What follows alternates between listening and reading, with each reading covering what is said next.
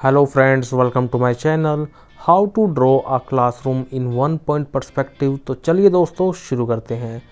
शुरू करने के लिए दोस्तों कार्ट्रेज शीट का हम यहाँ पर इस्तेमाल करने वाले हैं। सेंटर में हमने अपनी हॉरिजॉन्टल लाइन को बना लिया है, लेकिन उस निशान से हमें थोड़ा सा ऊपर की तरफ अपनी एक्चुअल लाइन को बनाना होगा।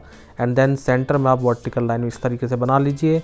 इस वनिशिंग पॉइंट के बन जाने के बाद यहाँ से आप दोस्तों अपनी वीपी लाइंस को बनाना शुरू कर दीजिए, यानी कि अपनी वैनिशिंग पॉइंट की लाइनों को आप यहाँ से बनाना शुरू कर दीजिए। सो डैट ये लाइनें आपकी मदद करेंगी आपके कॉम्पोजिशन को बैलेंस रखने में। इस तरीके का जब सिनेरियो आपके सामने रेडी हो जाएगा तो आप इसमें कुछ वर्टिकल पैरेलल लाइंस बना लीजिए। ये देखिए, इस तरीके से आप जो है स्केल को रख के वर्टिकल पैरेलल लाइंस को अटैम्प्ट कर सकते हैं। ये टेक्निक मेरे उन बिगनर दोस्तों के लिए है जिन्होंने कभी कॉम्पोजिशन को सही से अटैम्प्ट नहीं किया है या फिर वो घबराते हैं चीज़ों को बैलेंस रखने में। अब ऐसे कर लेने के बाद हॉरिजॉन्टल पैरेलल लाइंस भी बना लीजिए। इस तरीके से दोस्तों जब आप अपने पूरी शीट पे लाइनें डाल लेंगे तो एक पर्सपेक्टिव ग्राफ आपके सामने दोस्तों रेडी हो चुका है, जिसमें कि हमारे पास स्लांट लाइंस हैं, वर्टिकल लाइन है और हॉरिजॉन्टल लाइन है। तो क्लासरूम बनाने के लिए दोस्तों हमें जो है दीवार की ज़रूरत पड़ेगी यहाँ पर, यानी कि हमें एक बैक वॉल सबसे पहले जो है बनानी होगी, जिसकी वजह से हम एक खाली कमरा जो है क्रिएट कर पाएंगे। तो सबसे पहला काम जो है दोस्तों आपको यही है जो है करना है कि हमेशा आप जब भी किसी रूम या इंडोर व्यू को बनाएं तो ये ज़रूरी है कि आप अपना एक बैक वॉल ज़रूर तैयार कर लें कि आपको कितनी बड़ी जो है पीछे की दीवार बनानी है। सो डैट जब एक खाली कमरा आपके सामने रेडी हो जाएगा, उस खाली कमरे का इंटीरियर ही ये शो करेगा कि वो क्लासरूम है, बेडरूम है या फिर ड्राइंग रूम है। एक्चुअल में बस आपका काम है कि पहले आप एक खाली कमरा रेडी करें, फिर क्लासरूम है तो क्लासरूम की चीज़ें हम यहाँ पर अब ऐड करनी शुरू करेंगे, जैसे बेंचेस है, चेयर है, ब्लैक बोर्ड है, ऊपर फैन है। तो दोस्तों अब देखिए किस तरीके से हम जो है इसमें चीज़ों को ऐड करना शुरू कर रहे हैं। जैसे कि आपने देखा होगा दोस्तों क्लासरूम में जो है पीछे की तरफ कुछ इस तरीके से अपना कबर्ड टीचरों के लिए दी जाती है, जिसमें कि वो लोग अपना सामान रख सकते हैं, रजिस्टर रख सकते हैं। और इस तरीके से अब देखिए अगर हम लाइनों को डार्क कर देंगे तो अब ये इंडिविजुअल जो है अलग से एरिया नज़र हमारा आने लगेगा। तो इस तरीके से धीरे धीरे हम जो है लाइनों को डार्क करते रहेंगे और अपने कॉम्पोजिशन को आगे बढ़ाते रहेंगे। और इस तरीके से जो है कॉम्पोजिशन हमेशा ध्यान रखना है दोस्तों, बहुत ज़्यादा जल्दबाजी आपको नहीं करनी है। जितना आराम से काम करेंगे, समझ के काम करेंगे, आपकी कॉम्पोजिशन बहुत ही बढ़िया जो है बनेगी। तो यहाँ पर अब देखिए हमने ब्लैक बोर्ड का साइज़ इस तरीके से फिक्स कर लिया है और फ्री हैंड काम चल रहा है दोस्तों। तो थोड़ी बहुत लाइनें अगर थोड़ी बहुत ऊपर नीचे हो भी जाए तो उसके बारे में ज़्यादा सोचना नहीं है आपको। बस हमेशा दिमाग में एक ही बात रखनी है कि जिस दिन से आपने काम करने की शुरुआत की है उसके कम से कम 30 से 40 दिन बाद आपके अंदर इम्प्रूवमेंट आना शुरू हो जाता है।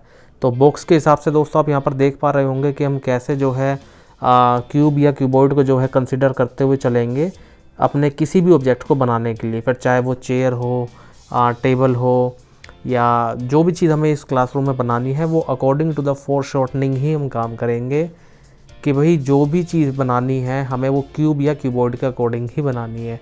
और पीछे जाते हुए ऑब्जेक्ट किस तरीके से पतला हो जाता है, आगे आते हुए नैरो होता है, इस बात का हमेशा हमें ध्यान रखना है। तो यहाँ पर आप देखिए फिर से इसी कंसेप्ट को हम दोहरा रहे हैं कि क्यूब या क्यूबॉइड को हमेशा जब भी अटैम्प्ट करें तो इस तरीके से वैनिशिंग पॉइंट की लाइनों को फॉलो करते हुए काम करें, सो डैट वो एक रो में जो है आपको फील होगी प्लस बैलेंस्ड होगा। ये बात आपको ध्यान रखना है, जो भी ऑब्जेक्ट आप बनाएंगे वो बिल्कुल बैलेंस्ड होगा।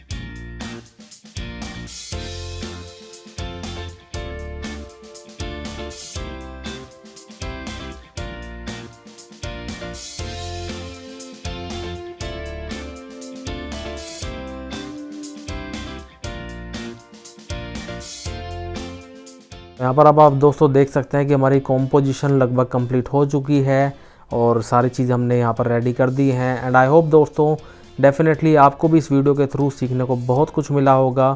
तो वीडियो को दोस्तों लाइक, शेयर और सब्सक्राइब करना बिल्कुल ना भूलें। Thank you so much.